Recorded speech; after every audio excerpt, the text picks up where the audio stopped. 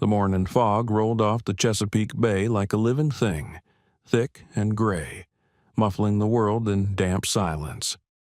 Marcus "Ghost" Reeves stood on the weathered dock behind the small ranch house, his hands wrapped around a mug of black coffee that had gone cold an hour ago. He didn't drink it. He just held it, staring at the water, trying to remember what peace felt like. He was a big man, 6'3" of dense muscle and quiet intensity, with close-cropped dark hair showing the first hints of silver at the temples. His eyes were a peculiar shade of amber brown, the kind that seemed to see through you rather than at you.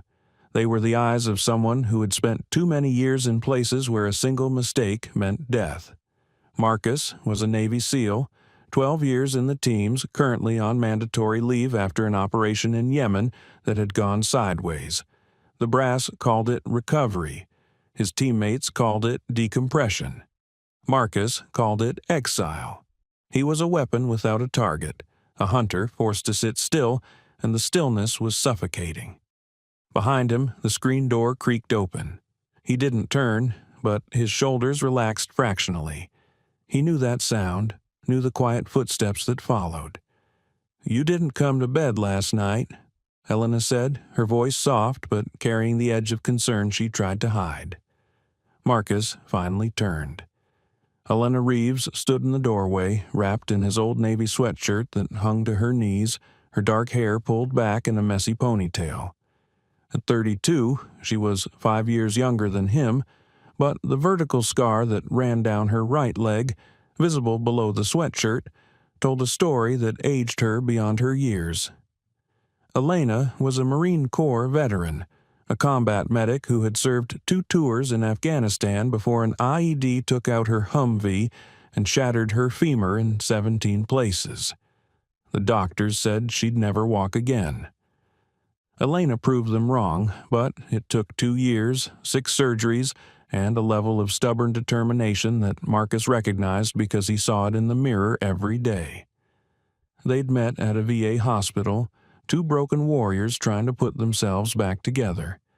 They'd been married for 3 years now, and this little ranch house on the bay was supposed to be their sanctuary, their place to heal. "Couldn't sleep," Marcus said, his voice a low rumble. "Too quiet." Elena limped across the dock, her right leg dragging slightly despite the physical therapy. She didn't use her cane at home anymore, a small victory she refused to surrender. She slipped under his arm, and he pulled her close, feeling the warmth of her body against his. "The nightmares?" she asked. He nodded once. They didn't talk about the specifics. They didn't need to. They both carried ghosts. "Come inside," she said. "Titan's waiting for his breakfast, and you know how he gets." As if summoned by his name, a massive German shepherd appeared in the doorway, his black and tan coat gleaming in the diffused morning light. Titan was 105 pounds of trained muscle and absolute loyalty. A retired military working dog who had served alongside Marcus for 5 years.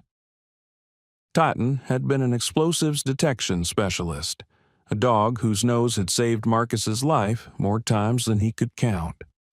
When Titan retired at age 8 due to a torn ACL that never quite healed right, Marcus adopted him immediately. The dog had a slight limp now, matching Elena's, and Marcus often joked that they were a family of wounded warriors. Titan walked to Marcus, pressed his massive head against his handler's thigh, and let out a soft woof of contentment. Marcus scratched behind the dog's ears, feeling the familiar comfort of his partner's presence.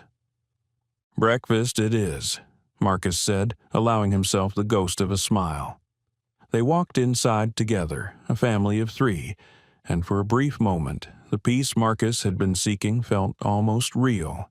3 miles inland, in the small town of Miller's Landing, Virginia, Sophia Castellano was trying to pretend today was a normal day. She stood in the kitchen of the small Victorian house she'd inherited from her grandmother, methodically preparing breakfast for her 8-year-old daughter, Lucia. Eggs scrambled with cheese, whole wheat toast, orange juice. Normal, routine, safe. Sophia was 35 with warm olive skin, dark eyes that held both strength and exhaustion, and black hair she kept in a practical bun. She was beautiful in a way she didn't think about anymore, beauty worn down by circumstance and survival. She had been born into a world most people only saw in movies. Her maiden name was Marino, and in certain circles in Baltimore, that name meant something. Her father, Vincent Marino, had been a mid-level enforcer for the Rosetti crime family. He'd died in federal prison when Sophia was 19, killed in a yard fight that was ruled accidental but everyone knew was ordered from the outside. Sophia had tried to escape that world. She went to nursing school, became a surgical nurse at Johns Hopkins, married a good man named David Castellano who was a construction foreman and had no connection to organized crime. They moved to Miller's Landing, a quiet town where no one knew her family name, where they could raise their daughter far from the violence. Then, 2 years ago, David was diagnosed with pancreatic cancer. Stage 4. He lasted 6 months. The medical bills were catastrophic, even with insurance.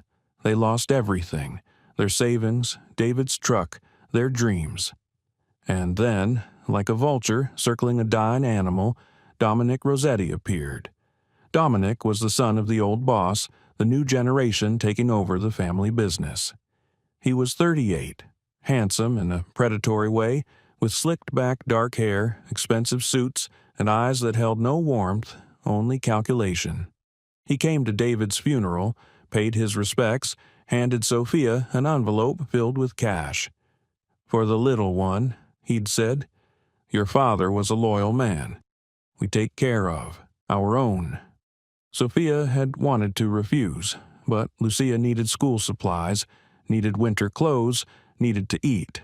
She took the money. That was her mistake. A week later, Dominic returned. The money, he explained, wasn't a gift. It was a loan, and the terms were not negotiable. She would work for him, doing what nurses do, patching up soldiers who couldn't go to hospitals, asking no questions, keeping her mouth shut. For 2 years, Sophia had been trapped, called to dingy apartments and back rooms to treat gunshot wounds, stab wounds, overdoses.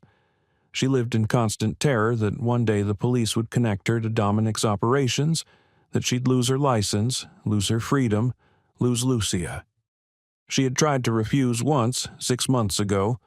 Dominic's response was to send 2 men to her house. They didn't touch her or Lucia. They didn't have to. They simply stood in her living room and described in explicit detail what foster care would be like for Lucia if Sophia was arrested for conspiracy. "Mrs. Castellano?" A small voice broke through her spiraling thoughts. Sophia turned. Lucia stood in the kitchen doorway, her school uniform slightly rumpled, her backpack slung over one shoulder. She had David's warm brown eyes and his gentle smile, but Sophia saw her own stubborn determination in the set of her daughter's jaw. "Good morning, mi corazon," Sophia said, forcing brightness into her voice. "Breakfast is ready." Lucia sat at the small kitchen table, but she didn't eat. She was staring at her mother with the too knowing eyes of a child who had been forced to grow up too fast. "Is Mr. Rosetti coming back?" Lucia asked quietly. Sophia's blood ran cold. "Why would you ask that?" "Because you have that look," Lucia said, "the scared look. You only get it when he's coming." Sophia knelt beside her daughter's chair, taking her small hands. "Baby, I need you to listen to me.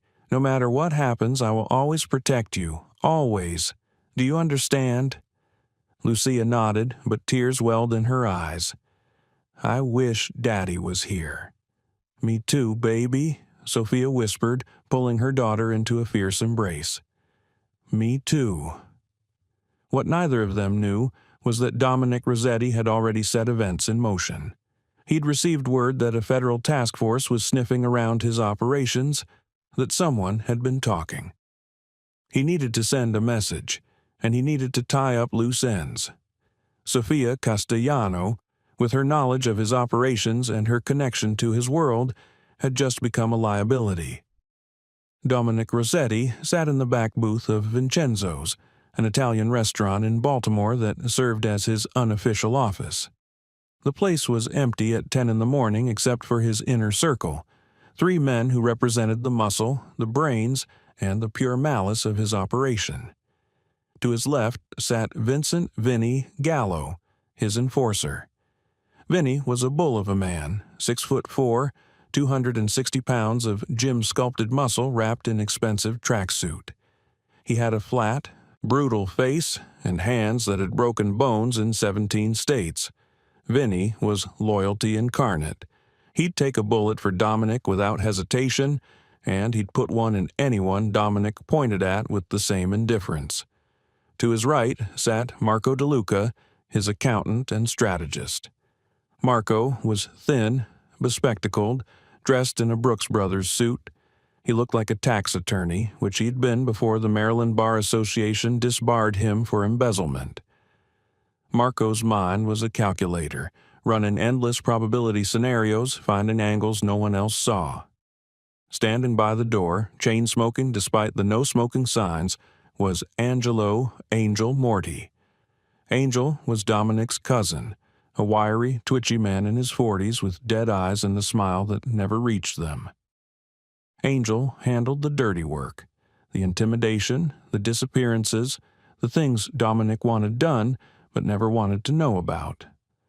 "The Castellano woman is a problem," Marco said, tapping his pen on a leather portfolio. "The feds are building a RICO case. If they flip her, she can testify to 2 years of medical treatment for criminal activities. That's conspiracy, accessory after the fact, organized crime statutes. She buries us." Dominic sipped his espresso, considering. "She won't talk. She has the kid." "The kid is leverage," Marco agreed, "but it's also a weak point.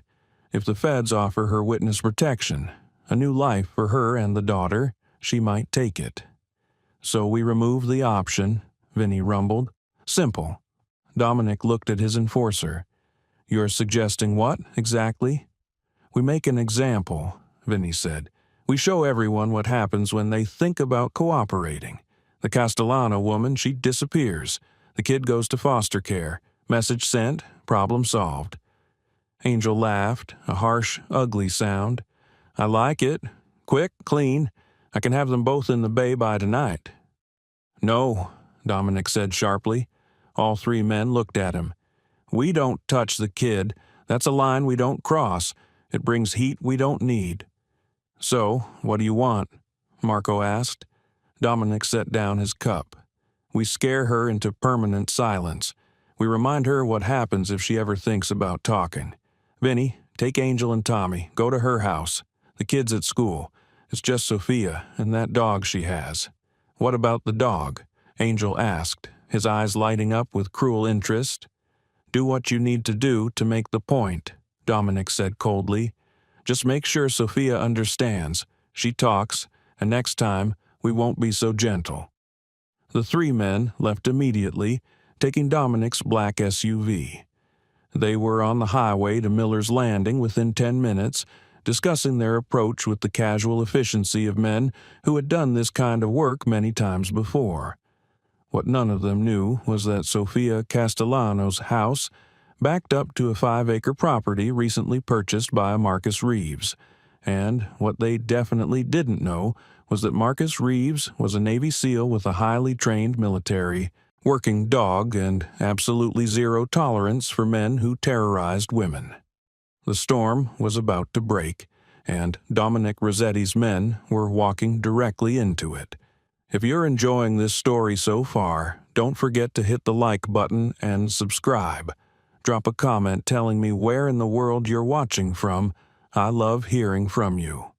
Sophia Castellano was folding laundry in her bedroom when she heard Titan barking. Titan was her German Shepherd, a retired military working dog she'd adopted from a rescue organization a year after David died. The rescue coordinator had warned her that Titan was a special needs dog. He had PTSD from his service. He was trained for protection and combat, and he required an experienced handler. Sophia wasn't experienced, but she was desperate. She needed protection, needed something that would make her feel safe in this house where she lived alone with her daughter. Titan had been perfect. He was gentle with Lucia, patient and protective, but he was also 75 pounds of trained muscle and defensive instinct. Now, that instinct was screaming. Titan's bark wasn't his normal alert. Someone's at the door. Bark. This was his threat bark, deep and continuous, the sound he made when he perceived immediate danger. Sophia dropped the towel she'd been folding and moved quickly to the window. Her blood turned to ice. A black SUV with tinted windows was parked in her driveway. 3 men were getting out, and she recognized their body language immediately. The swagger, the casual violence in their movements. These were Dominic's men. Fear, cold and familiar, flooded her system. Lucia was at school. She was safe. But Sophia was alone, and these men were here for a reason. She grabbed her phone, fingers shaking, and dialed Dominic's number. He answered on the first ring. "Sophia," he said, his voice smooth.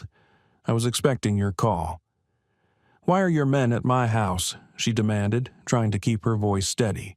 "We need to have a conversation about loyalty," Dominic said, "about the consequences of cooperation. My associates are there to deliver a message. I suggest you listen carefully." "Dominic, please." "Unlock the door, Sophia. Don't make this more difficult than it needs to be." The line went dead. Sophia stood frozen, her mind racing. She could call the police, but what would she say? That her mob boss was sending men to threaten her? She'd have to explain why, and that explanation would destroy her. The front door shook with a heavy pounding.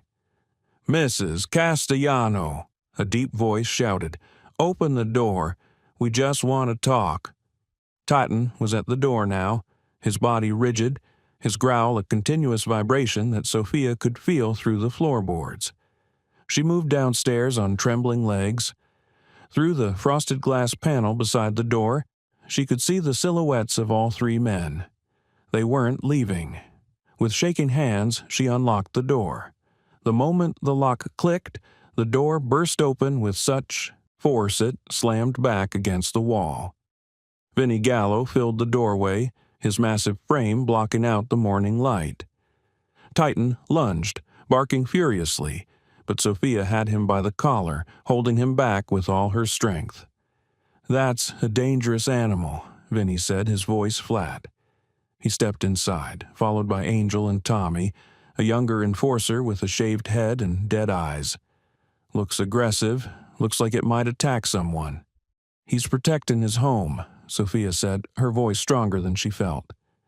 "What do you want?" "Boss wants to make sure you understand something," Vinnie said, closing the door behind them. The 3 men spread out, boxing her in. "He's been good to you, Mrs. Castellano. He helped you when you needed it, and he expects loyalty in return." "I've never said anything to anyone," Sophia protested. "Not yet," Angel said, his dead eyes fixed on her, "but the feds are asking questions, and we need to know that you won't give them answers." "I won't, I swear." "Swearing ain't enough," Vinnie said. He looked at Titan, who was straining against Sophia's grip, his teeth bared. "That dog bit anyone recently?" Sophia's blood ran cold. "No, he's never bitten anyone. He's trained." "Looks vicious to me," Vinnie interrupted.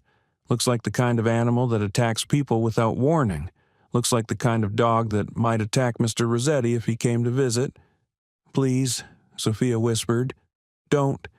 Angel pulled out a collapsible baton, snapping it open with a metallic click. "Let the dog go, Mrs. Castellano, or we go upstairs and wait for your daughter to get home from school."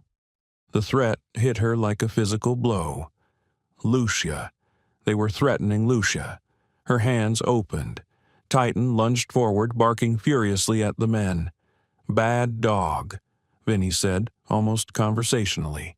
Then he moved. What happened next was brutal and quick.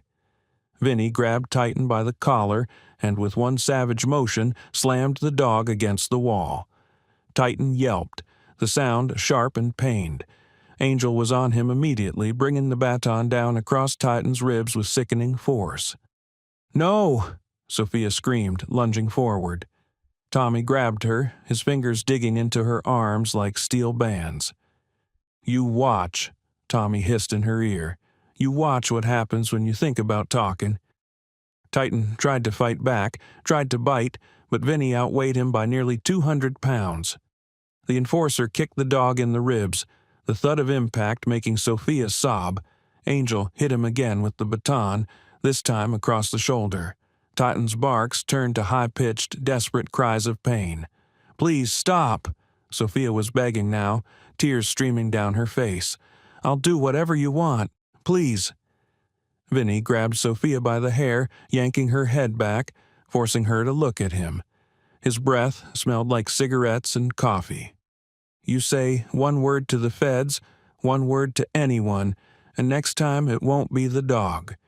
Next time we come when your daughter is home. You understand me?" "Yes," Sophia choked out. "Yes, I understand." Vinny released her, shoving her backward. She fell hard, her hip cracking against the hardwood floor.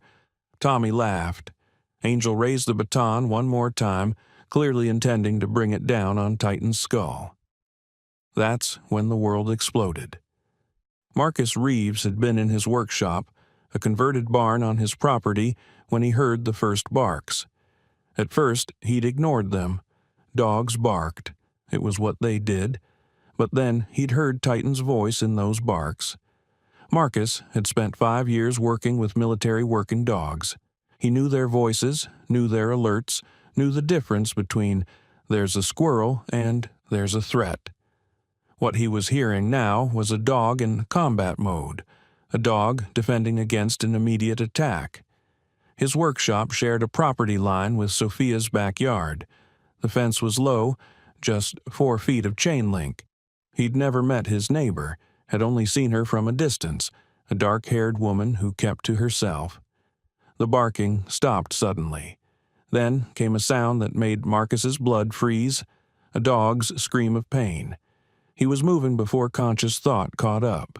His body, trained by thousands of hours of muscle memory, went into operator mode. He vaulted the fence, crossed her backyard in 4 long strides, and hit her back door. Locked.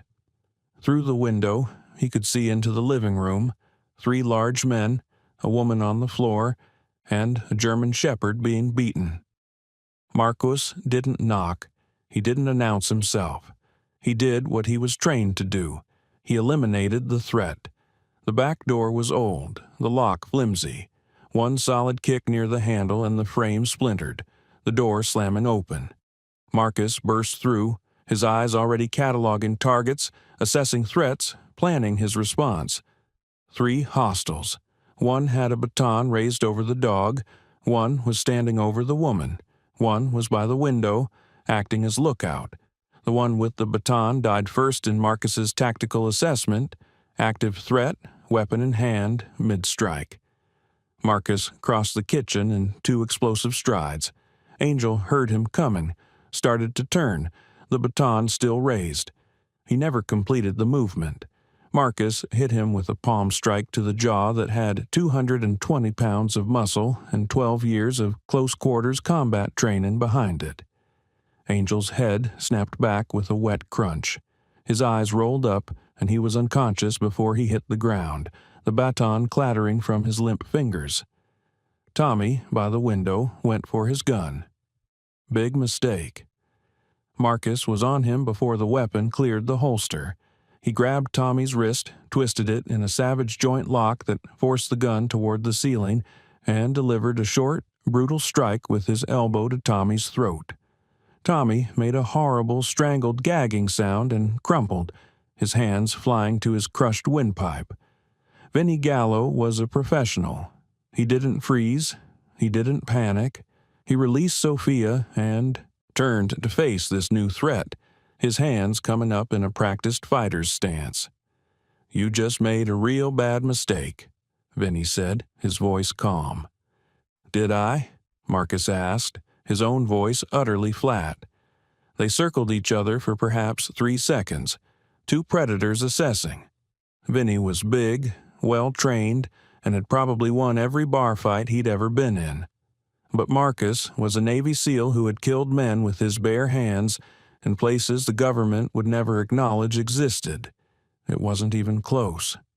Vinny threw a heavy right cross. Marcus slipped it, stepped inside Vinny's guard, and delivered a rapid combination. Palm heel to the solar plexus to disrupt breathing, knee to the liver to drop his guard, and a final elbow strike to the temple that shut down Vinny's nervous system like a light switch. The big enforcer went down hard, his eyes glazed and unfocused. The entire engagement had lasted 12 seconds. Marcus stood in the center of the room, his breathing steady, his amber eyes cold and assessing. 3 hostile targets neutralized, 1 civilian victim alive, 1 injured dog. Only then did he turn to Sophia, who was still on the floor, staring at him with an expression of absolute shock. "Are you hurt?" Marcus asked, his voice still in that flat, emotionless register he used in the field. Sophia couldn't speak. She could only shake her head. Marcus moved to tighten. The dog was conscious, whimpering softly, his breathing shallow and pained. Marcus knelt, his hands moving with surprising gentleness over the dog's body, checking for broken ribs, internal bleeding, spinal damage. 2 broken ribs, maybe 3, Marcus said, more to himself than to Sophia. Severe contusions, possible internal bruising. He needs a vet immediately. He looked up at Sophia, and for the first time his expression softened fractionally. "He's a good dog. He tried to protect you." "Who?" Sophia finally found her voice. "Who are you?" "Your neighbor," Marcus said. He stood, pulling out his phone. "I'm calling the police." "No!" Sophia's voice was sharp, panicked. She struggled to her feet. "No police. You don't understand. You can't. These men, they work for someone you don't want to. I don't care who they work for." Marcus interrupted, his voice hard. He looked at the 3 unconscious men on her floor. "They came into your home. They assaulted you. They tried to kill your dog. That ends now." He dialed 911, holding Sophia's gaze the entire time. "This is Marcus Reeves at 1247 Harbor Road in Miller's Landing. I'm reporting a home invasion and assault in progress at 1251 Harbor Road. 3 suspects currently restrained. 1 victim, 1 injured animal. We need police and emergency medical services immediately." He ended the call and looked back at Sophia. Her face had gone pale, her eyes wide with a terror that had nothing to do with the men on her floor. "You don't know what you've done," she whispered. "You don't know who these people are.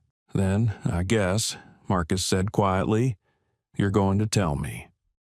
The police arrived in 3 patrol cars, lights flashing, sirens wailing. The small-town quiet of Miller's Landing shattered under the weight of sudden law enforcement attention. Marcus stood on Sophia's front porch, his hands visible, his posture non-threatening. He knew how to interact with local police, calm, cooperative, no sudden movements.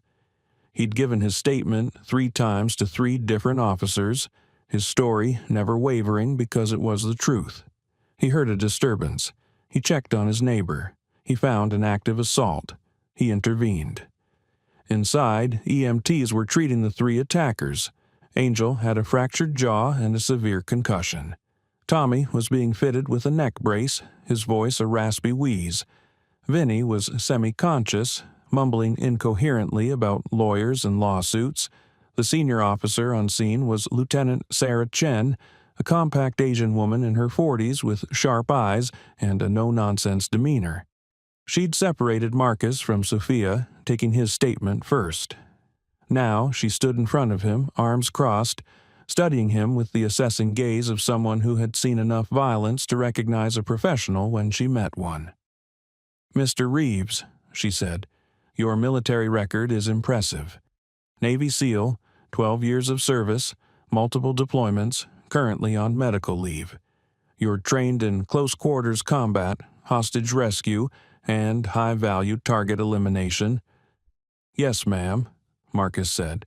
"So when you heard a disturbance and decided to intervene, you weren't just a concerned neighbor, you were an operator responding to a tactical situation." "I heard a woman screaming and a dog being beaten," Marcus said, his voice level. "I responded appropriately." Chen nodded slowly. 3 men, all with criminal records, assault, extortion, suspected organized crime connections, are currently being loaded into ambulances. 2 will require hospitalization. 1 may need surgery on his jaw, and you, Mr. Reeves, don't have a scratch on you. "I was trained well, Lieutenant." Chen almost smiled. "I'll bet you were." She glanced back at the house. Mrs. Castellano is terrified. Not of those men, not anymore. She's terrified of what comes next. Do you know why? Marcus said nothing. "Because those 3 work for Dominic Rosetti," Chen continued. "You know that name?" "I do now." Rosetti runs organized crime operations from Baltimore down through Virginia. Drugs, extortion, illegal gambling, loan sharking. He's also smart enough to keep himself insulated. We can never touch him directly. She looked at Marcus. "Those 3 men will lawyer up immediately. They'll claim Mrs. Castellano invited them in, that there was a misunderstanding, that you assaulted them without provocation." "Will their story hold?" "No," Chen said. "We have your statement, Mrs. Castellano's statement, the physical evidence of forced entry, the injured dog. They're going down for home invasion and assault. But Rosetti?" She shook her head. "He'll claim he has no knowledge of their actions. They were rogue. He's shocked and appalled. And Mrs. Castellano?" Chen's expression darkened. "She's a nurse. She's been treated at Johns Hopkins. She's also the daughter of Vincent Marino, who died in federal prison serving a sentence for racketeering. Rosetti has had his hooks in her for years, using her father's memory and her daughter as leverage. She's been treating his wounded soldiers off the books." "So she's a victim and a potential witness," Marcus said. "Exactly, which makes her incredibly valuable and incredibly vulnerable." Chen met his eyes. "You just painted a target on both of you, Mr. Reeves. Rosetti can't let this stand. He can't let anyone think they can challenge him." "Then he can come find me," Marcus said, his voice dropping into that cold, flat register again. "I'll be at home." Chen studied him for a long moment. "You're not afraid of him?" "I'm not afraid of anyone, Lieutenant," Marcus said. It wasn't a boast. It was a simple statement of fact. "I've fought worse monsters than Dominic Rosetti in places you've never heard of. If he wants to escalate, I'm ready. This isn't Afghanistan or Yemen, Mr. Reeves. This is Virginia. We have laws." "I'm aware," Marcus said, "but those laws didn't stop 3 men from breaking into that woman's home and trying to beat her dog to death in front of her. So maybe, Lieutenant, the laws need some help." Before Chen could respond, another officer approached. "Lieutenant, Mrs. Castellano is asking for Mr. Reeves." Marcus found Sophia in her kitchen, sitting at the table, a blanket wrapped around her shoulders despite the warm afternoon. She looked small, fragile, her dark eyes haunted. "They took Totten to the emergency vet clinic," she said, her voice hollow. "They said he'll survive, but he needs surgery on his ribs." "I'll pay for it," Marcus said immediately. Sophia looked at him, really looked at him for the first time. "Why did you help me?" "Because you needed help." "You don't even know me." "I know enough," Marcus said. He pulled out a chair and sat across from her. "I know someone was hurting you. I know someone was hurting your dog. That's enough." Tears welled in Sophia's eyes. "You don't understand. Those men, Dominic Rosetti, they're not going to let this go. They're going to come back. They're going to—" Her voice broke. "My daughter, my Lucia. She gets home from school in 2 hours, and I don't know how to keep her safe." Marcus leaned forward, his amber eyes intense. "I need you to listen to me very carefully, Sophia. Can you do that?" She nodded, wiping at her tears. "Those men came to your home to hurt you and intimidate you. They failed. They're in custody. Their boss, Rosetti, he's going to be angry. He's going to want revenge." Marcus's voice was absolutely steady, but he's also going to be scared. Scared? Why? Because someone fought back. Because someone stopped his men. Because now there's a witness, there's evidence, and there's attention. The last thing organized crime wants is attention. Marcus reached across the table, his large hand covering her smaller one. "I'm going to make you a promise, Sophia. No one's going to hurt you or your daughter. No one. Do you believe me?" Sophia stared at him, at this stranger who had appeared out of nowhere and dismantled 3 dangerous men like they were made of paper. She saw something in his eyes, something that was both terrifying and oddly comforting. This man was a weapon, but right now, that weapon was aimed at protecting her. "I believe you," she whispered. "Good," Marcus said. He stood. "Go pick up your daughter. Bring her to my house. You'll stay with me and my wife until this is resolved." "I can't ask you to—" "You're not asking," Marcus interrupted. "I'm telling you. Pack a bag for both of you. I'll be back in 30 minutes. He walked out, leaving Sophia sitting in her kitchen, surrounded by the wreckage of her violated home, holding on to the first fragile thread of hope she'd felt in 2 years. Outside, Marcus pulled out his phone and made a call. It was answered on the first ring. "Elena," he said, "we have a situation. I need you to prepare the guest room. We're having company." "What kind of situation?" Elena asked, her voice immediately alert. "The kind that requires a tactical response," Marcus said. "I'll explain when I get home. But Elena, call the team. We're going to need backup." He ended the call and looked back at Sophia's house. The police were still processing the scene, but soon they'd be gone. Soon it would just be Sophia and Lucia, alone and exposed. Not on his watch. Marcus Reeves had spent 12 years protecting people in foreign lands. Now he was going to protect his neighbor, a woman he barely knew, and her daughter. Because that's what you did when you saw someone in trouble. You stepped up, you fought back, you drew the line and dared the monsters to cross it. And if they were stupid enough to try?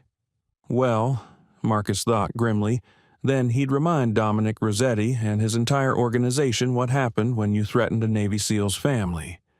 Because that's what Sophia and Lucia had just become. Family. Whether they knew it yet or not.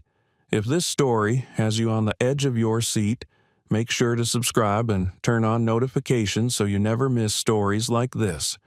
Your support means everything and helps me bring you more incredible true stories of courage and loyalty. The Reeves household was a fortress disguised as a home. Marcus had purchased the property specifically for its tactical advantages. A single access road with clear sightlines, thick woods on 3 sides providing natural concealment, and the Chesapeake Bay at the back offering an emergency water extraction route if necessary. The house itself was modest, a 2-story ranch with a basement that Marcus had converted into a secure room with reinforced walls, and an independent power supply. Elena had recognized immediately what her husband was doing when he'd insisted on these specific features. She'd said nothing, just helped him install the discrete security cameras, the motion sensors, and the hardened entry points. You didn't survive what they'd survived without learning to prepare for the worst. Now, as she watched Marcus escort Sophia and Lucia into their home, Elena understood why all those preparations had been necessary. Sophia was clearly terrified, her eyes darting to every window, every shadow. The little girl, Lucia, clutched a worn stuffed rabbit and stayed pressed against her mother's side. Both had the hollow-eyed look of people who had been living in fear for far too long. "Sophia, Lucia, this is my wife, Elena," Marcus said, his voice gentler than it had been at the crime scene. Elena stepped forward, and Sophia's eyes immediately went to her leg, to the slight drag in her gait. A fellow survivor recognizing another. "You're safe here," Elena said simply. No false promises, no over-reassurance, just a statement of fact delivered with absolute conviction. "Come inside. I've made soup." Over the next hour, while Lucia was settled in the guest room with a tablet and headphones, given the adults privacy, Sophia told them everything. The whole sordid story spilled out. Her father's criminal past, her husband's death, the crushing medical debt, Dominic Rosetti's predatory loan, and 2 years of being forced to provide medical care to criminals while living in constant terror that she'd lose her daughter. Elena listened with the calm focus of a combat medic, asking clarifying questions about specific incidents, about who she'd treated and when. Marcus listened with the cold, analytical mind of an operator, already building a tactical picture of Rosetti's organization, identifying weaknesses and pressure points. "How many times have you treated his men?" Marcus asked. "Maybe 30, 40 times over 2 years, Sophia said. "Gunshot wounds, stab wounds, overdoses. Never the same location twice. Always at night. Always with Angelo watching me, making sure I didn't do anything to sabotage them." "And you documented these treatments?" Sophia looked down. "No. They made it very clear. No records, no photos, no notes. They'd check my phone before I left every time." "But you're a medical professional," Elena said carefully. "You have training and observation in remembering details. If you had to, could you describe these men? Could you testify about their injuries and how they got them?" "I could," Sophia whispered. "But if I do, they'll kill me. They'll take Lucia." "No," Marcus said, his voice hard as steel. "They won't, because I'm not going to let them." Before Sophia could respond, Marcus's phone buzzed. He glanced at the screen and smiled, a cold, predatory expression that didn't reach his eyes. "That's fast," he said. "Rosetti's making his move." "What move?" Elena asked. "Lieutenant, Jen just sent me a text. All 3 men we arrested this morning have been released on bail, posted by a lawyer named Samuel Gorski, who happens to be Rosetti's personal attorney." Marcus stood, walking to the window and looking out at the darkening woods. "They're out, and they're going to come looking for payback." "Oh, God," Sophia breathed. "Good," Marcus said, turning back. "Let them come." "Marcus," Elena started. "I know what I'm doing," Marcus said. He looked at Sophia. "Those men came to your house when they thought you were alone and vulnerable. They came with the element of surprise on their side. They won't have that advantage this time."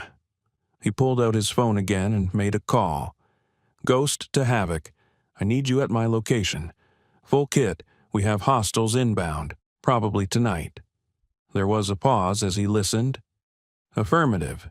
3 confirmed, possibly more. Organized crime, domestic threat. Rules of engagement are defensive, but I need you ready to go loud if necessary." Another pause. "Outstanding. See you in 30. He ended the call and looked at the 2 women. "My team is coming. We're going to set a perimeter, establish overwatch, and wait. When Rosetti's men come, and they will come, we'll be ready." "Your team?" Sophia asked, confused. "SEAL Team 6 doesn't just disappear when you go on leave," Marcus said. "We stay connected. We stay ready. And when one of us calls for help, the others come. No questions asked." Within 90 minutes, Marcus's property had been transformed into a tactical operations base. The first to arrive was Jake "Havoc" Morrison, Marcus's swim buddy and closest friend on the team. Havoc was a demolitions expert, a broad-shouldered man with a perpetual grin and eyes that had seen too much but somehow maintained their humor. He arrived in a nondescript pickup truck with enough weapons and surveillance equipment in the truck bed to outfit a small army. "So," Havoc said, clasping Marcus's hand in a firm grip, "you've been on leave for 3 weeks, and you've already managed to piss off the mob. That's got to be some kind of record." "I have a gift," Marcus said dryly. 20 minutes later, 2 more vehicles arrived. The first contained Alex "Doc" Martinez, the team's medic, a lean Hispanic man with gentle hands and a mind like a steel trap. The second held Sarah "Wraith" Chen, no relation to Lieutenant Chen, the team's intelligence specialist and sniper, a Chinese-American woman whose slight frame concealed a core of absolute titanium. They gathered in Marcus's living room, and he briefed them with the economy of words that came from years of working together. Situation, threat assessment, tactical considerations, rules of engagement. "So, we're running a protective detail," Wraith said, nodding. "Standard diamond formation, rotating watch, overwatch positions in the tree line?" "Affirmative," Marcus confirmed. "But there's a complication. We're civilians now, technically. This is domestic soil, and these are American citizens, criminals or not. We can't engage unless they initiate." "They'll initiate," Havoc said confidently. "Guys like this, you embarrass them. They have to respond. It's about reputation. They'll come tonight, probably around 200, thinking we're asleep. Then we'll be awake," Doc said simply. Elena had taken Sophia and Lucia to the secure basement room, away from the tactical planning. Now she returned, finding her husband checking the magazine on his Sig Sauer P226. "Marcus," she said quietly, "can I talk to you for a minute?" They stepped into the kitchen. Elena crossed her arms, and Marcus recognized that posture. His wife had something to say, and she was gathering her words carefully. "I know what you're doing," Elena said. "You're drawing a line. You're telling Rosetti that if he wants Sophia, he has to go through you first." "That's right. And you're willing to go to war over a woman and child you met 6 hours ago." Marcus met her eyes. "Yes." Elena held his gaze for a long moment, then nodded. "Good, because I would be disappointed in you if you didn't." She stepped forward and kissed him, hard and fierce. "You bring our people home safe, Marcus. All of them, including yourself." "Always," he promised. At 01:47 hours, the motion sensors Marcus had placed on the access road triggered. 2 vehicles, running without lights, moving slowly up the driveway. Marcus, who had been in the overwatch position on the roof with Wraith, keyed his radio. "We have contact. 2 vehicles, approximately 6 to 8 combatants. Hold positions. Let them commit." "In the woods to the east," Havoc acknowledged. In the woods to the west, Doc did the same. Elena was in the house with Sophia and Lucia, armed with Marcus's backup weapon, a Glock 19, and instructions to get to the basement at the first sign of trouble. The 2 vehicles, both black SUVs, stopped about 50 yards from the house. Men emerged, and through his night vision scope, Marcus counted 8 total. 6 were armed with pistols. 2 carried what looked like baseball bats. "They're trying to intimidate," Wraith murmured beside him. "This isn't an assassination team. This is a beat-down crew. They want to hurt someone, make a statement." "Then let's make sure the statement is ours," Marcus said. The 8 men approached the house in 2 groups of 4, flanking from either side. They were trying to be quiet, but they were amateurs at tactical movement, bunching up, silhouetting themselves against the light from the house. The leader was immediately identifiable. Tommy, from earlier, his neck still bandaged, but his eyes burning with humiliation and rage. Beside him was a man Marcus didn't recognize, tall and lean with cold eyes, the professional in the group. They reached the front porch. Tommy tried the door, locked. He looked at his companion, who nodded. One of the other men produced a crowbar. Marcus keyed his radio. They're breaching. Everyone hold until they're inside the porch perimeter. I want them boxed." The man with the crowbar jammed it into the doorframe. The wood began to splinter. That's when Marcus activated the exterior lights. 30,000 lumens of tactical lighting blazed to life simultaneously, turning the night into artificial day. The 8 men were instantly blinded, throwing up their hands, cursing and stumbling. "This is a private residence." Marcus's voice boomed from a speaker system Havoc had rigged. "You are trespassing on private property. Leave immediately, or you will be detained with necessary force." Tommy recovered first. "Screw you," he shouted at the house. "You think lights scare us? We're here for the bitch. Send her out, and maybe we don't burn this place down." "Final warning," Marcus said, his voice dropping to that cold, flat register. "Leave now." Tommy's response was to pull his pistol and fire 3 rounds at the house. "All teams, engage," Marcus barked. What happened next was a masterclass in tactical superiority. Havoc and Doc emerged from the tree line behind the 8 men, cutting off their retreat. Both carried AR-15s with mounted lights and laser sights, the red dots dancing across the backs of the men's heads. Wraith shifted position, her own rifle now aimed at the vehicles. A single shot punctured the front tire of the lead SUV with a sharp crack, and Marcus came down from the roof. He didn't climb down. He fast-roped from the second story onto the porch, landing in a crouch between Tommy and the door. In his hands was his own AR-15, the weapon he'd carried through a dozen countries, now aimed at the center of Tommy's chest. "Drop your weapons," Marcus commanded. "Hands on your heads. Do it now." For a frozen moment, no one moved. 8 criminals faced 4 operators, and the math was suddenly terrifyingly clear. These weren't just random civilians. These were military professionals, armed, trained, and moving with the coordinated precision of a unit that had operated together for years. The tall, cold-eyed man beside Tommy was the first to understand. He raised his hands slowly. "We're dropping weapons. Nobody move. Do what he says." "Leo, you coward," Tommy started. "Shut up," Leo hissed.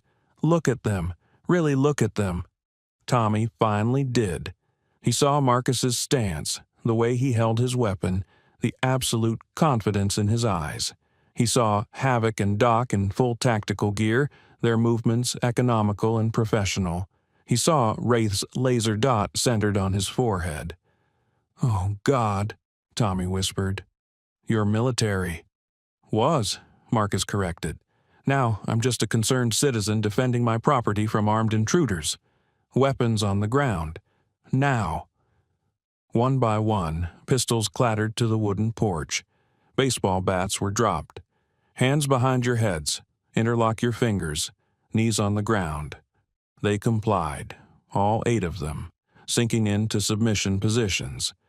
Doc moved forward with zip ties, securing each man's hands behind their backs with practiced efficiency. Havoc kept overwatch, his rifle never wavering. That's when the front door opened. Lieutenant Chen stepped out, followed by 4 uniformed officers, all with weapons drawn. Tommy's face went white. You called the cops?" "Of course we called the cops," Marcus said. "We're law-abiding citizens. We don't take the law into our own hands." He looked at Chen. "Lieutenant, 8 individuals just attempted to break into my home with weapons. I believe they intended to do harm to my guests." Chen surveyed the scene. 8 men on their knees, zip-tied and terrified, surrounded by 4 heavily armed civilians who had just executed a textbook defensive operation. "Mr. Reeves," she said, a hint of admiration in her voice, "your definition of home security is somewhat more robust than average." "I like to be prepared, Lieutenant." Chen walked over to Tommy, crouching in front of him. "Thomas Ricci, this is your 2nd violent offense in less than 12 hours. You were out on bail for exactly 6 hours before you violated the terms by coming here, armed, and attempting another assault. Your lawyer is going to have a very difficult time with this one." I want to make a statement, Leo said suddenly. All eyes turned to him. I want to cooperate. I have information about Dominic Rosetti's operations. I want a deal. Tommy's eyes went wide. Leo, you piece of... Shut up, Tommy, Leo said tiredly. It's over. Look around. These aren't normal people. This isn't a normal situation. Rosetti sent us on a suicide mission, and I'm not dying for him. Chen looked at Marcus, then back at Leo. We'll talk at the station, but I'll tell you right now, Mr. DiNardo, Leo DiNardo. Mr. DiNardo, if your information is good, we can discuss options. She gestured to her officers. Get them in the vehicles. As the 8 men were being loaded into police vehicles, more units arrived, this time federal vehicles. Black SUVs with government plates, men and women in FBI windbreakers emerged. The lead agent, a stern-faced woman in her 50s, approached Marcus. Mr. Reeves, I'm Special Agent Victoria Morrison, FBI Organized Crime Task Force. We need to talk. The federal agents commandeered Marcus's dining room, spreading files and laptops across the table. Sophia sat at one end, flanked by Marcus and Elena, while Agent Morrison sat at the other, her laptop open in front of her. Mrs. Castellano, Morrison began, her voice professional but not unkind. We've been building a RICO case against Dominic Rosetti for 3 years. We have financial records, we have wiretaps, we have circumstantial evidence. What we don't have is a witness who can place Rosetti directly at the scene of criminal activities.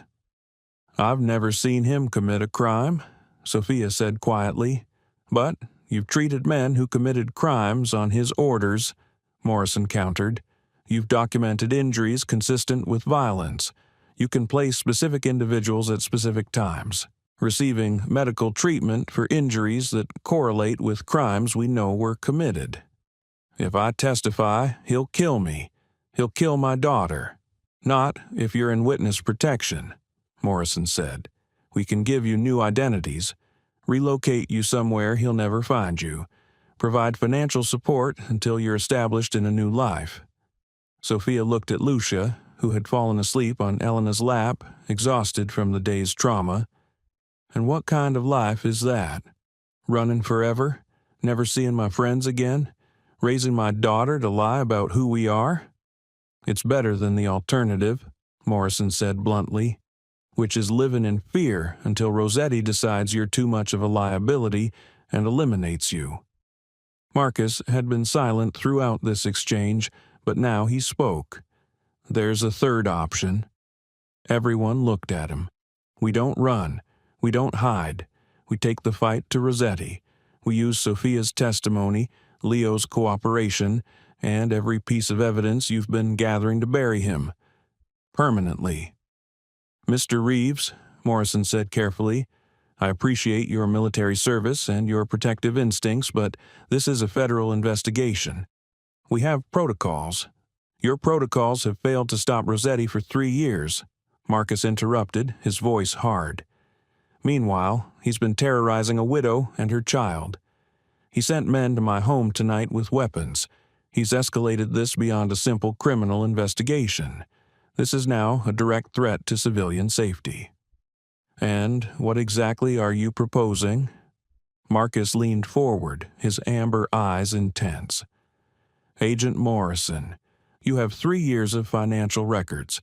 I'm assuming that includes his money laundering operations, his shell companies, his offshore accounts. We do. Then you can freeze his assets, all of them, simultaneously. You can seize his properties, lock down his accounts, cut off his cash flow. Marcus's voice was gaining momentum. At the same time, Leo and the other men you arrested tonight give you enough to charge Rosetti with conspiracy, racketeering, attempted murder. You hit him with everything at once, legal, financial, operational. That's actually not a bad plan, Morrison admitted, but it requires perfect coordination. We'd need warrants, federal judges, cooperation from multiple agencies. That takes time. How much time? 72 hours, maybe less if I can get emergency authorization. Marcus nodded. 72 hours. We can hold the line for 72 hours. Mr. Reeves, Morrison said, her expression serious, what you're describing is essentially a protective siege. You're putting yourself and your family in the crosshairs while we build the legal case. If Rosetti feels cornered, he's going to escalate. He's going to send more men, better armed, possibly willing to use lethal force. Then he's going to learn what happens when you threaten a Navy SEAL's family, Marcus said simply. Sophia reached across the table, placing her hand on Marcus's arm. You don't have to do this. You don't owe me anything. I can disappear, take Lucia and run. No, Elena said firmly. Both women looked at her. You're not running. You're not spending the rest of your life looking over your shoulder. She looked at her husband, and a wordless communication passed between them. Marcus is right. We end this, now. Agent Morrison studied the four of them, 2 warriors and 2 survivors, all of them damaged by their past but refusing to be broken by it.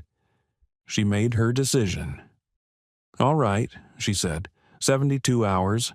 I'll get the warrants, coordinate with the federal prosecutors, and have teams ready to move the moment we have enough to charge him.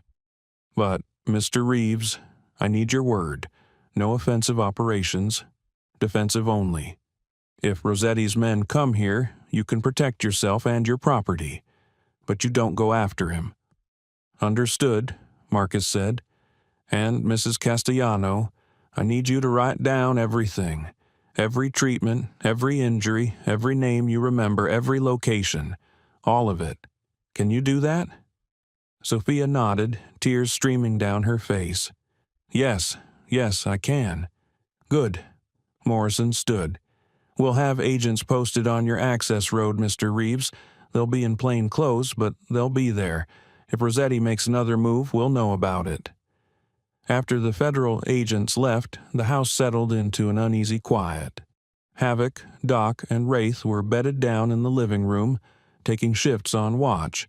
Sophia and Lucia were in the guest room, finally sleeping. Elena had gone to their bedroom, exhausted. Marcus stood on the back deck, staring out at the dark waters of the Chesapeake, his mind turning over the tactical situation. 72 hours. 3 days to hold the line against a criminal organization that had unlimited resources and a burning desire for revenge. He heard movement behind him. Havoc stepped onto the deck, 2 beers in his hand. He offered one to Marcus. Couldn't sleep? Havoc asked. Haven't been able to sleep much lately, Marcus admitted. The leave, the recovery, it's harder than the deployments in some ways.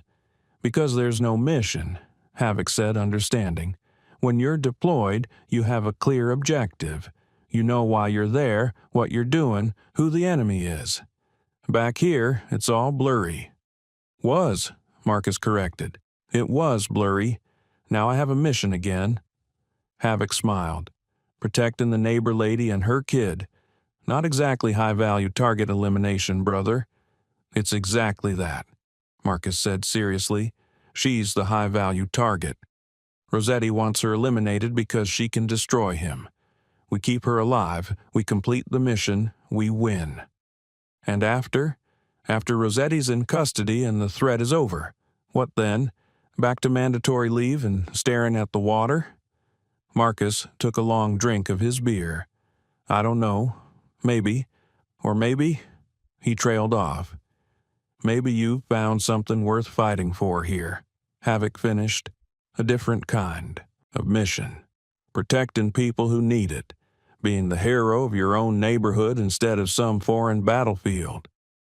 That sounds almost philosophical, Havoc. When did you get profound? I have my moments. Havoc clapped him on the shoulder. Get some rest, Ghost. Tomorrow's going to be a long day. And something tells me Rosetti's not going to wait the full 72 hours before he makes his big move. Havoc was right. At 0430 hours, Marcus's phone rang. It was Agent Morrison. We have a problem, she said without preamble. Leo DiNardo was found dead in his cell an hour ago. Apparent suicide by hanging, except the medical examiner says the bruising pattern is inconsistent with self-inflicted strangulation. Marcus felt ice water flood his veins. Rosetti has someone inside the police station. That's our assessment. We're moving all the other prisoners to federal custody immediately. But Mr. Reeves, if he can reach into a police lockup, he can reach anywhere. You need to be prepared for anything. We will be, Marcus promised. He ended the call and walked into the living room where his team was already awake, weapons in hand. They'd heard the phone ring and they knew what it meant. Leo's dead, Marcus said simply. Rosetti's cleaning house, which means he's going to make his final play soon, very soon. How soon? Doc asked. Marcus looked at the window, where the first gray light of dawn was beginning to filter through. Today, he said. It ends today. Dominic Rosetti had not slept. He sat in his office at Vincenzo's restaurant, the same back booth that served as his throne, surrounded by the wreckage of his organization. 8 of his men arrested, Leo DiNardo eliminated, successfully but messily. The police were all over his operations. The FBI was sniffing around, and at the center of this catastrophic collapse was one name, Marcus Reeves. His phone buzzed. His lawyer, Samuel Gorski, was calling. "Talk to me," Dominic said. "It's bad," Gorski said bluntly. "The FBI has secured warrants for your financial records. They're moving on your shell companies. I've got word from my source in the federal prosecutor's office. They're building a RICO case, and they're moving fast. Dominic, they're going to freeze your assets. All of them." Dominic's hand tightened on the phone. "How long do I have?" 24 hours, maybe less. They're waiting for one more piece, a witness. If they can get Sophia Castellano to testify, they have everything they need." "Then she can't testify?" Dominic said coldly. "Dominic, she's under federal protection now. She's at the SEAL's house, and the FBI has agents watching the property. You can't touch her." "I can touch anyone," Dominic said. "I just need the right leverage." He ended the call and looked at the 2 men sitting across from him. These were not street thugs like Vinny and Angel. These were professionals, contractors he'd used only for the most sensitive operations. Carl Moss was ex-Army Ranger, dishonorably discharged for excessive violence during a deployment in Iraq. He was a cold, efficient killer who now sold his skills to the highest bidder. Beside him sat Raymond Ray Vickers, ex-CIA field operative who'd gone private after being burned for illegal interrogation techniques. Ray specialized in psychological operations, finding people's weak points and exploiting them without mercy. "Gentlemen," Dominic said, his voice steady despite the panic gnawing at his chest. "I have a problem that needs a permanent solution. The woman, Sophia Castellano, and her daughter. They're currently being protected by military personnel at a private residence in Miller's Landing. The FBI has surveillance on the property." "You want them extracted?" Carl asked, his voice flat. "I want them eliminated," Dominic corrected, "but not directly. Martyrs create problems. I need it to look like an accident. A home invasion gone wrong, maybe. Or a fire. Something that can't be traced back to me." Ray leaned forward. "The SEAL, Marcus Reeves. He's not going to be easy to take down. Guy's got military training, a team backing him up, and from what I hear, he's already dismantled 8 of your men like they were children." "So we don't go through him," Dominic said. "We go around him. The daughter, Lucia, she's 8 years old, goes to Miller's Landing Elementary. School gets out at 3 o'clock. If someone were to grab her before she got on the bus—" Ray smiled slowly. It was an ugly expression. "You want us to snatch the kid, use her as bait to draw out the mother. I want you to do whatever it takes to resolve my problem," Dominic said. "Permanently." Carl nodded. "It'll cost double. FBI involvement raises the risk profile." "I don't care about the cost," Dominic said. "I care about results. Can you do it?" "We can do it," Carl confirmed. "Give us 12 hours." But Carl and Ray had made the same mistake that every other man who'd come after Sophia had made. They underestimated the people protecting her. What they didn't know was that Marcus had already anticipated this exact move. At 800 hours, Marcus walked into Miller's Landing Elementary School and requested a meeting with the principal, Dr. Sandra Hayes. She was a stern woman in her 60s who ran her school with iron discipline tempered by genuine care for her students.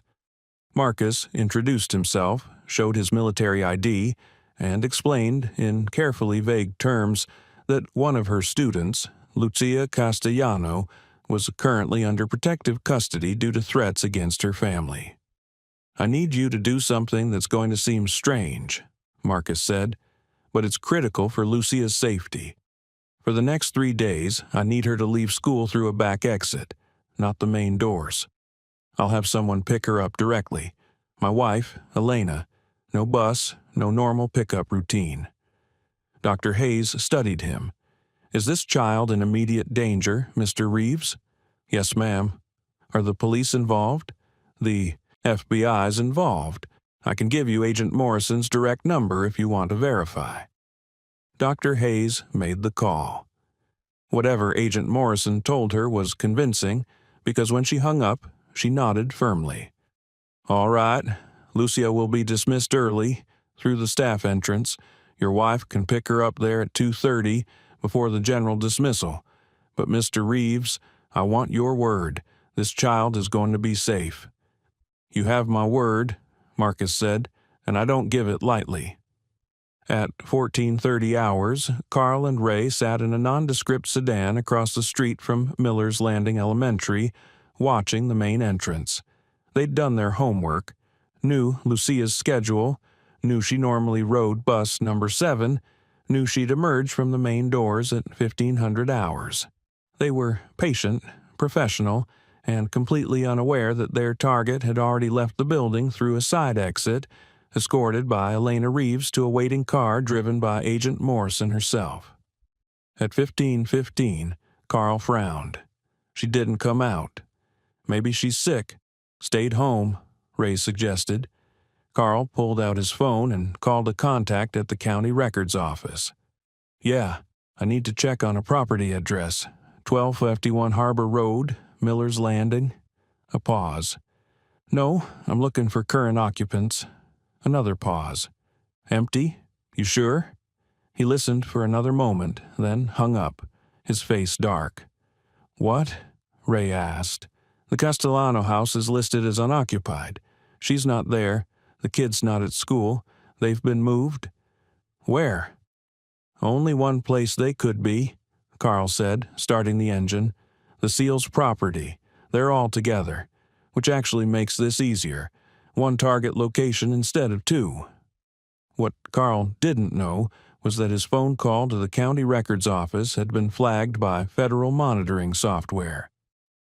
Agent Morrison received an alert 30 seconds later. She called Marcus immediately. "We have confirmation. Rosetti sent professionals, 2 men, former military and intelligence. They just tried to locate Lucia at school and at your neighbor's house. You were right. They're coming for you." "When?" Marcus asked. "Based on their pattern so far?" "Tonight. They'll do surveillance first, learn your routines, then strike when they think you're vulnerable." "Then let's give them something to see," Marcus said. Marcus gathered his team in what they'd started calling the operations center, his basement, now equipped with computer monitors showing feeds from a dozen security cameras positioned around the property. "Here's the situation," Marcus said, pointing to a hand-drawn tactical map of his property. "We have 2 hostile operatives, both with military training, targeting this location. Their objective is probably to eliminate Sophia and Lucia, possibly capture them first for leverage. Our objective is to protect them, and, if possible, capture the hostiles alive for federal prosecution." "Why alive?" Havoc asked. "Dead men don't testify, but they also don't come back." "Because," Agent Morrison needs evidence, Marcus said. She needs these men to flip on Rosetti, to testify that he ordered the hit. Otherwise, Rosetti just claims they were rogue actors, and he walks. So we set a trap, Wraith said, studying the map. We make it look like we're vulnerable, draw them in, and then close the net. Exactly, Marcus confirmed. But we need to be smart about this. These aren't street thugs. They're professionals. They'll be watching, looking for weaknesses in our security, waiting for us to make a mistake. So we give them a mistake, Doc said, understanding. We stage something, make them think they have an opening. Marcus smiled grimly. Now you're thinking like an operator. Over the next 6 hours, they prepared the battlefield. Havoc rigged non-lethal deterrents throughout the property. Tripwires connected to flashbang grenades, motion sensors that would alert them to any intrusion, and a series of concealed spike strips on the driveway that could be remotely deployed to disable vehicles. Doc prepared a medical station in the basement, anticipating casualties. He'd brought enough supplies to handle everything from minor wounds to emergency surgery if necessary. Wraith established 3 separate overwatch positions, one on the roof, one in a tree stand she'd constructed at the edge of the property, and one in the upper floor window facing the main approach. She had thermal scopes, night vision, and clear lines of fire covering every angle. Marcus worked with Elena and Sophia to choreograph what the enemy would see. At 1800 hours, as the sun was setting, they staged a routine evening. Lights came on in the main house. Marcus and Elena could be seen through the living room windows, apparently watching TV. Sophia moved past a kitchen window, visible and seemingly unguarded. What the enemy couldn't see was that these were carefully planned exposures. The moment Sophia walked past that window, she was moving to the secure basement room where Lucia waited, protected by reinforced walls and an armed Doc. The Marcus and Elena, visible in the living room, were actually propped up clothing on the couch, creating silhouettes that from a distance would look convincingly human. The real Marcus was on the roof with Wraith. The real Elena was in the basement with Sophia and Lucia, armed and ready. This feels like Kandahar, Havoc murmured over the radio. He was positioned in the woods, invisible in his ghillie suit, setting up for an HVT raid. Except this time, Marcus responded, we're the target, and we're ready for them. Carl and Ray had been watching the house since 1900 hours. They were positioned on a hillside approximately 400 yards out, using high-powered binoculars and thermal imaging equipment. 4 heat signatures, Ray reported, studying the thermal display. 2 in the main living area, 1 in the kitchen, 1 in what looks like an upstairs bedroom. Security? Carl asked. Cameras on the corners of the house, motion sensors on the driveway. Standard civilian security system. Nothing we can't handle. What about the SEAL and his team? The team left around 1700, Ray said. He'd been watching since 1400 and had seen Havoc, Doc, and Wraith load up and drive away. What he hadn't seen was that they'd driven exactly 2 miles down the road, parked in a concealed position, and then hiked back through the woods to take up their overwatch positions. It's just the SEAL, his wife, and the targets. Good, Carl said. Here's the play. We wait until 0200. That's when human circadian rhythms are at their lowest. Deep sleep, slow reaction time. We cut power to the house first, kill the lights and the security system. Then we breach through the back door, quieter than the front, and it puts us between them and any escape route. We grab the woman and kid, eliminate the SEAL and his wife, stage it like a home invasion, and we're gone before anyone realizes what happened. What about the FBI surveillance? They've got 1 car on the main road, about half a mile out, Ray said. By the time they respond to anything, we'll be gone. It was a solid plan. It would have worked against almost anyone else, but Carl and Ray had made one critical miscalculation. They assumed they were hunting prey. They were wrong. They were walking into a trap set by apex predators. At 0200 hours, Carl and Ray made their move. They approached on foot, using the woods as concealment, moving with the careful silence of trained operators. Carl carried a suppressed pistol and a combat knife. Ray had a similar loadout, plus a small pack containing flexible restraints and chemical sedatives. They reached the tree line and paused, scanning for threats. Nothing. The house was dark and quiet. Carl moved to the electrical junction box mounted on the side of the house and carefully cut the main power line. The house went dark. "Power's out," Carl whispered into his radio. "Moving to entry point." They circled to the back door. Ray pulled out his lockpick set and went to work on the deadbolt. It took him 45 seconds to bypass the lock. The door swung open with a slight creak. They entered, weapons up, clearing angles with practiced efficiency. The kitchen was empty. They moved into the living room, also empty, though they could see the silhouettes of two people on the couch. "Targets acquired," Carl whispered. He moved closer, his weapon aimed at the nearer figure. That's when the lights came on. Not the house lights. Tactical flashlights, 6 of them, blazing to life from 3 different positions, pinning Carl and Ray in a crossfire of blinding illumination. "Drop your weapons," Marcus's voice boomed from the kitchen doorway. "Hands on your heads. Do it now." Carl spun, bringing his weapon up, and that's when he saw them. Marcus at the kitchen door, Havoc emerging from the pantry, Doc coming down the stairs, and Wraith. He couldn't see Wraith, but he could feel the laser, dot centered on his forehead. They were surrounded. Completely, totally surrounded. Ray, to his credit, recognized the situation immediately. He dropped his weapon, his hands going up. "We're dropping weapons. Don't shoot." Carl, however, was a fighter. He lunged toward the back door, trying to escape. He made it 3 steps before Titan appeared. The massive German Shepherd had been waiting in the darkness of the mudroom, silent and invisible.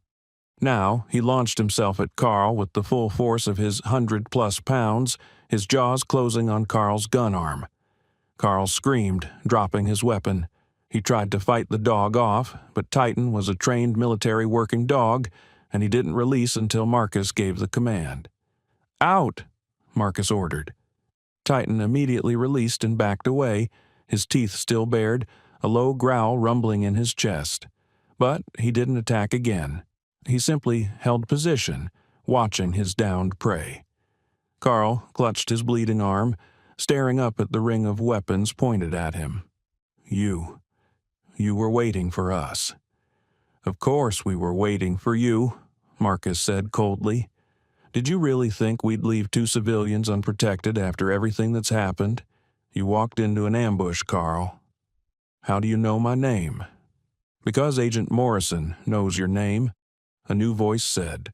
The front door opened, and Agent Morrison herself walked in, flanked by 4 FBI tactical agents.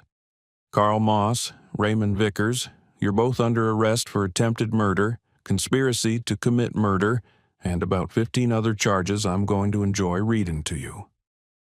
As Carl and Ray were being zip-tied and read their rights, Agent Morrison walked over to Marcus. "That was impressive work, Mr. Reeves. Textbook defensive operation." "We protect our own," Marcus said simply. "Yes, you do." Morrison handed him a document. "That's a federal protective order for Sophia and Lucia Castellano. As of 1 hour ago, Dominic Rosetti's assets have been frozen, and warrants have been issued for his arrest on RICO charges, conspiracy to commit murder, and racketeering. Your neighbors are safe, Mr. Reeves. You did it." The arrest of Dominic Rosetti happened at dawn, 3 hours after Carl and Ray were taken into custody. Marcus watched it on the news, standing in his kitchen with a cup of coffee, Elena beside him. The footage showed federal agents swarming Vincenzo's restaurant, leading Rosetti out in handcuffs while he shouted about lawyers and false accusations. "It's done," Elena said softly. For now, Marcus agreed, but he'll get bail. He'll fight the charges. This is just the beginning of the legal battle. But he's powerless now, Elena pointed out. His assets are frozen, his organization is scattered, and he has 3 of his own men ready to testify against him in exchange for plea deals. She was right. Leo's death had backfired on Rosetti spectacularly. Instead of silencing potential witnesses, it had terrified the others into cooperating.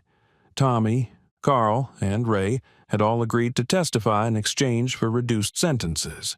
And then there was Sophia. She sat at Marcus's dining room table, Lucia beside her, writing out her full statement for Agent Morrison. 2 years of medical treatments, names, dates, locations, injuries. Everything she'd kept locked in her memory out of fear was now flowing onto paper, each word another nail in Rosetti's coffin. How long will the trial take? Sophia asked Morrison. 6 months to a year, Morrison said, and you'll have to testify. That's not going to be easy. His lawyers will attack your credibility, try to paint you as a willing participant. I was a victim, Sophia said firmly, her voice stronger than Marcus had ever heard it. And I'm going to make sure everyone knows what he did. To me, to my daughter, to everyone he terrorized. Morrison smiled. That's exactly the attitude we need. 2 days later, Sophia and Lucia returned to their house. It had been professionally cleaned, the damage from the initial attack repaired. But Sophia stood in her living room, looking at the spot where Vinny had slammed Titan against the wall, and she knew she couldn't stay. Too many memories, too much fear. She found Marcus on his back deck that evening. He was watching the sunset over the bay, Titan lying at his feet. I'm going to sell the house, Sophia said without preamble. Marcus turned to look at her. Where will you go? I don't know yet. Somewhere fresh. Somewhere Lucia and I can start over. She sat down in the chair beside him. Marcus, I need to say thank you, and I need to say I'm sorry. For what? For dragging you into my nightmare. You were on leave, trying to recover from your own trauma, and I brought violence and danger to your doorstep. Marcus shook his head. Sophia, you didn't bring anything. I chose to step in. I chose to help. And I'd do it again without hesitation. Why? She asked, genuinely curious. You didn't owe me anything. We were strangers. Marcus was quiet for a long moment, staring out at the water. When I was in Afghanistan, he finally said, my team responded to a village that had been attacked by Taliban fighters. We were too late to stop them, but we found survivors hiding in the rubble. One was a woman about your age with a little girl, maybe 6 years old. The woman had put herself between her daughter and a gunman. She took 3 bullets protecting her child. He looked at Sophia. I carried that little girl out of the rubble. She was crying for her mother, and I had to tell her that her mother was gone. But she'd saved her. She'd given her life to protect her child. His voice was rough with emotion. When I saw you standing in front of Lucia, when I saw you willing to take a beating to protect your daughter, I saw that same courage, that same fierce maternal love, and I knew I couldn't walk away. Tears streamed down Sophia's face. Your training, your skills, everything you learned in combat, you used it to protect us. You became our guardian angel. I just did what was right, Marcus said. Sophia reached over and took his hand. You did more than that. You gave me my life back. You gave Lucia her childhood back. We were drowning, and you pulled us out. She squeezed his hand. We're not strangers anymore, Marcus. You're family, and that means you're stuck with us. Marcus smiled, a genuine expression of warmth. I think I can live with that. 3 weeks later, on a bright Saturday morning, Marcus's property was filled with people and noise and life. Havoc was manning a grill. burning hamburgers with cheerful incompetence while Doc tried to give him instructions that were being completely ignored. Wraith was sitting with Elena, both women laughing at something on Wraith's phone. Agent Morrison was there, off duty for once, sipping a beer and looking more relaxed than Marcus had ever seen her. And running through it all, shrieking with joy, was Lucia. She was playing with Titan, throwing a ball that the big German shepherd retrieved with gentle precision, careful not to knock over the small girl in his enthusiasm. Titan's ribs had healed completely, and though he'd always have a slight limp, he moved with his old confidence and joy. Sophia stood beside Marcus, watching her daughter play. "She's happy," she said softly. "I haven't seen her this happy since before David died." "Kids are resilient," Marcus said. "Give her time, stability, and love, and she'll be okay." "We're moving next month," Sophia said. "I found a place in Richmond. Small house, good school district, and I have a job lined up at a hospital there. Fresh start." "Richmond's only 2 hours away," Marcus pointed out. "Close enough for visits." "I was hoping you'd say that," Sophia smiled, "because Lucia has informed me that Uncle Marcus and Aunt Elena are her favorite people in the whole world, and she will not be separated from them permanently." "Uncle Marcus, huh?" Marcus's smile widened. "I could get used to that." Elena called out from across the yard. "Food's ready. Everyone gather up." They all converged on the picnic tables Marcus had set up, his team, Sophia and Lucia, Agent Morrison, Lieutenant Chen, who'd also been invited. It was a strange collection of people, brought together by violence but bonded by something stronger. Marcus stood and raised his beer. "I want to make a toast," he said. "A few weeks ago I was on leave, trying to figure out what my purpose was now that I'm not deployed. I was lost. But then I met Sophia and Lucia, and I remembered something I'd forgotten." He looked around at all the faces. Being a protector isn't about where you are or who's giving you orders. It's about seeing someone in trouble and refusing to look away. It's about standing between evil and innocent people, no matter the cost. Every one of you here did that. You stood up, you fought, you protected, and because of that, 2 lives were saved and a dangerous man is behind bars. Raised his beer higher. To family, not the one you're born into, but the one you choose, the one you build through shared sacrifice and trust. To family, everyone echoed, raising their drinks. As they ate and laughed and shared stories, Marcus felt something he hadn't felt in a long time. Peace, real peace, not the absence of war, but the presence of purpose. He looked at Elena, who smiled at him with love and understanding. He looked at Sophia and Lucia, slowly healing from their trauma. He looked at his team, his brothers and sister in arms. And he looked at Titan, the faithful guardian who'd stood beside him through everything. This was what he'd been searching for. This was home. 6 months later, the trial of Dominic Rosetti concluded. He was found guilty on all counts: racketeering, conspiracy to commit murder, witness intimidation, money laundering, and a dozen other charges. The jury deliberated for less than 4 hours. The sentencing was swift and harsh. Dominic Rosetti received 30 years in federal prison without the possibility of parole. Marcus and Elena sat in the courtroom gallery with Sophia and Lucia, watching as the man who'd terrorized them for so long was led away in chains. Sophia cried, not from sadness but from relief. The nightmare was finally over. Outside the courthouse, reporters swarmed them. Marcus gave a brief statement, carefully worded to avoid any appearance of vigilantism. Justice was served today, not through violence, but through courage. The courage of a mother who refused to be silenced. The courage of law enforcement officers who didn't give up on building their case. And the courage of ordinary citizens who saw something wrong and refused to look away. That's what heroism looks like. Not gunfights and dramatic rescues, but the quiet decision to do what's right, even when it's hard, even when it's dangerous. He looked directly at the cameras. If there's anyone watching this who's being threatened, who's being terrorized by someone they think is too powerful to stop, I want you to know something. There are people who will help you. Law enforcement, victim advocates, and sometimes just neighbors who care. You are not alone.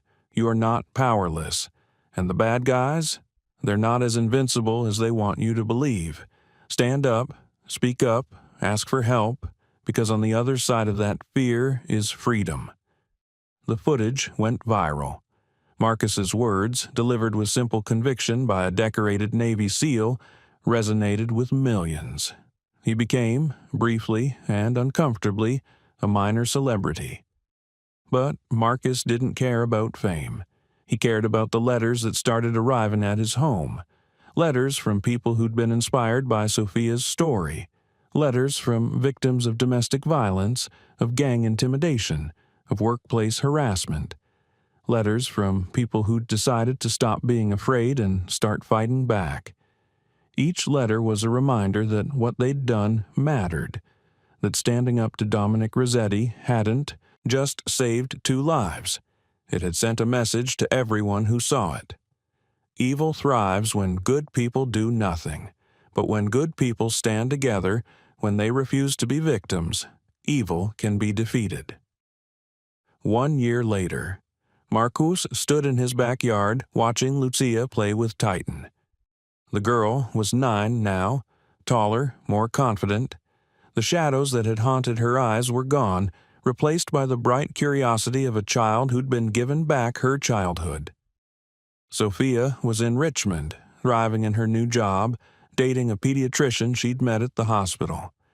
She visited every other weekend, and the bond between their families had only grown stronger. Elena had gone back to school, pursuing a degree in counseling. She wanted to work with veterans, help them navigate the difficult transition from military to civilian life. She understood that struggle better than most. And Marcus? He'd started a nonprofit organization called Guardian Watch. It trained combat veterans in protective services, then connected them with domestic violence victims who needed protection while legal cases were being built against their abusers. It was, he liked to say, a way to redeploy warriors who still had fight left in them, giving them a mission that mattered. Havoc had signed on as the head trainer. Doc ran the medical side. Wraith handled intelligence and background checks. Together, they'd already helped protect 17 families and put 8 abusers behind bars. The work was hard. It was dangerous, but it was also deeply, profoundly meaningful. Marcus's phone rang. Unknown number. He answered cautiously. "Mr. Reeves? My name is Sarah Chen. Not the lieutenant. Different Sarah Chen. I read about what you did for that woman in Virginia, and I'm in a similar situation. My ex-husband he's threatening me and my kids. The police say they can't do anything until he actually hurts us. And I'm scared. I'm so scared." Marcus felt that familiar feeling, the mission calling him. "Sarah, where are you located?" "Baltimore." "Okay, I need you to listen very carefully. You're going to write down this number. It's for a victim advocate with the FBI. Her name is Victoria Morrison. You call her, tell her I sent you, and tell her everything. She'll start building the legal case. In the meantime, I'm going to send someone to you. His name is Jake Morrison, no relation to the agent. He's a former Navy SEAL and one of my Guardian Watch team. He'll assess your situation and set up protective measures while the legal process works." You'll really help me?" Sarah's voice broke. "You don't even know me." "I don't need to know you," Marcus said gently. "I just need to know you need help. That's enough." After the call ended, Marcus stood on his deck, looking out at the water. The sun was setting, painting the Chesapeake Bay in shades of orange and gold. Elena stepped out beside him, slipping her hand into his. Another one, he confirmed. You know we can't save everyone, Elena said softly. No, Marcus agreed, but we can save the ones in front of us. We can be the help we wish existed. We can be the shield for people who can't defend themselves. He looked at his wife, this warrior woman who'd survived her own battles and come out stronger. We were broken, Elena, both of us. The war broke us, and we spent so long trying to put ourselves back together. But maybe we were looking at it wrong. Maybe we weren't broken. Maybe we were being forged, turned into something stronger, something that could protect others. Elena smiled. That's almost poetic, Ghost. I have my moments. He pulled her close, kissing her forehead. Come on. Dinner's almost ready, and Sophia's bringing Lucia tomorrow for the weekend. We should prepare for Hurricane Lucia to hit the house. They walked inside together, leaving the darkness of the past behind, walking into a future built on purpose, protection, and the simple radical act of refusing to look away from someone in need. Because that's what heroes do. Not with capes and superpowers, but with courage and conviction and the willingness to stand up when everyone else is sitting down. And sometimes that's more than enough to change the world. Thank you so much for watching until the end.